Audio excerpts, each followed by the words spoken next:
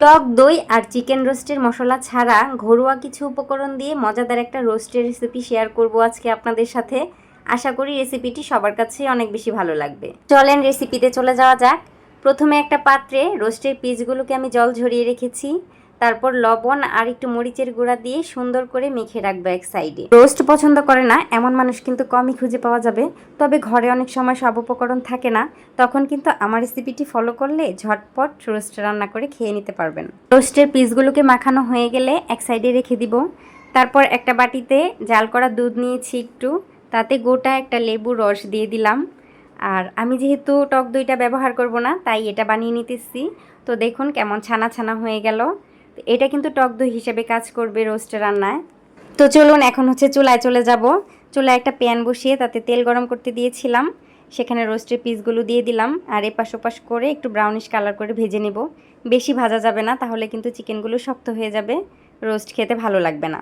তো কিছুক্ষণ ভেজে নেওয়ার পর হালকা করে এই তো আমার রোস্টের পিসগুলো ভাজা হয়ে গেছে। এখন একটা পাত্রে উঠিয়ে রাখবো। আর আমি চেষ্টা করতেছি যে ঘরোয়া উপকরণ দিয়েই আপনাদের মাঝে রোস্টের রেসিপিটা শেয়ার করতে, যেন আপনারা উপকৃত হন। আর তারপর আরেকটা প্যানে তেল দিয়ে দিলাম। এই প্যানে আমি পেঁয়াজ বেরেস্তাটা করে নিয়েছিলাম, তো বেরেস্তা ভাজার তেলেই দিয়ে দিলাম গোটা গরম মশলা, তেজপাতা, এলাচ, দারচিনি, আর সাথে দিয়ে দিলাম কিছু পেঁয়াজ কুচি। পেঁয়াজ কুচিটা একদম ব্রাউন কালার হওয়ার আগ পর্যন্ত সুন্দর করে ভেজে নিতে হবে। আমি কিন্তু আগেই পেঁয়াজের বেরেস্তাটা করে রেখেছিলাম, সেটা আর আপনাদের সাথে শেয়ার করা হয়নি। যাই হোক, পেঁয়াজটা সুন্দর করে ভাজা হয়ে গেছে, এই তো কালারটা চেঞ্জ হয়ে গেছে। এখন আদা, রসুন আর পেঁয়াজ আমি একসাথে বেটে রাখছিলাম, সেটাই 2 টেবিল চামচ দিয়ে দিলাম।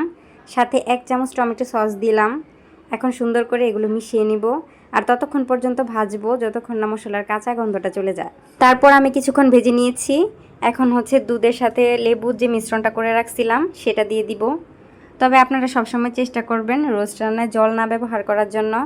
জল ব্যবহার করলে রোস্টের স্বাদটা একটু কম হয়, দুধ ব্যবহার করলে রোস্টের স্বাদটা একটু বেশি আসে। কিছুক্ষণ নাড়াচাড়া করে নিয়ে এই পর্যায়ে আমি দিয়ে দিব সকল প্রকারের গুঁড়ো মশলা। প্রথমে দিয়ে দিলাম স্বাদমতো লবণ, তাতে একটু শুকনা মরিচের গুঁড়া, 1 চামচ জিরে গুঁড়া আর 1 চামচ ধনে গুঁড়া। আমার বাসায় যেহেতু ছোটো বাবু আছে তাই আমি মরিচের গুঁড়াটা একটু কম করে দিলাম, আপনারা আপনাদের স্বাদ বুঝে দিবেন। তো যাই হোক, এখন তেল উঠে আসার আগ পর্যন্ত অপেক্ষা করতে হবে।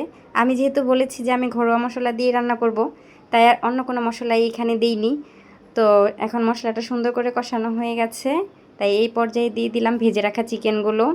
আর এখন সুন্দর করে মশলার সাথে চিকেনগুলোকে মিশিয়ে নিতে হবে। মিশিয়ে নিয়ে ঢাকনা দিয়ে ঢেকে রাখবো আর রান্না করে নিব 5 মিনিট। তো 5 মিনিট পর দেখেন ঢাকনাটা খুলে দিতেছি, আর এই তো সুন্দর করে কষানো হয়ে গেছে আর চিকেনগুলো মোটামুটিভাবে সিদ্ধ হয়ে গেছে। এটা যেহেতু লেয়ার মুরগি তাই সিদ্ধ হতে একটু সময় লাগবে পুরোপুরিভাবে। আর এখন একটু নাড়াচাড়া করে দিয়ে দিব হাফ গ্লাস দুধ, মানে দুধ দিয়েই এই চিকেনটা সিদ্ধ হয়ে যাবে এবং রান্নাটাও হয়ে যাবে। তো দুধ দিয়ে দিলাম, এখন একটু নাড়াচাড়া করে নিয়ে ঢাকনা দিয়ে ঢেকে রাখবো। আর মাঝে মাঝে ঢাকনাটা উঠিয়ে উঠিয়ে একটু নাড়াচাড়া করে দিতে হবে যেন নিচে লেগে না যায়। তো আমি এইভাবে প্রায় 5 থেকে 10 মিনিট ঢেকে ঢেকে রান্না করে নিয়েছি আর মাঝে মাঝে ঢাকনা খুলে একটু নাড়াচাড়া করে দিয়েছি। তো দেখুন চিকেনের পিসগুলো দেখে হয়তো বা বুঝতেই পারতেছেন চিকেনগুলো একদম সিদ্ধ হয়ে গেছে, নরম হয়ে গেছে আর রান্নাটাও মোটামুটিভাবে হয়েই গেছে। তো এই পর্যায়ে দিয়ে দিব আমি পেঁয়াজের বেরেস্তা, যেটা আগেই ভেজে রাখছিলাম। আর তারপর 2টা কাঁচামরিচ দিয়ে দিলাম ভেঙে। কাঁচামরিচটা দিলে সুন্দর একটা ফ্লেভার আসবে, এটা ঝাল হবে না। তো তারপরে দিয়ে দিব 1 চামচ ঘি। ঘি না হলে তো রোস্টের মজাটাই আসে না। আমি 1 চামচ চিনিও দিয়েছিলাম, সেটা স্কিপ হয়ে গেছে, তবে সেটা অপশনাল, আপনারা দিলে দিতেও পারেন, না দিলেও সমস্যা নেই। তো এখন একটু নাড়াচাড়া করে নিয়ে চুলাটা বন্ধ করে দিয়ে কিছুক্ষণ ঢেকে রাখবো, তাহলেই আমার রোস্ট রান্না রেডি। তো চলেন আপনাদেরকে সার্ভ করে দেখাই কেমন হলো।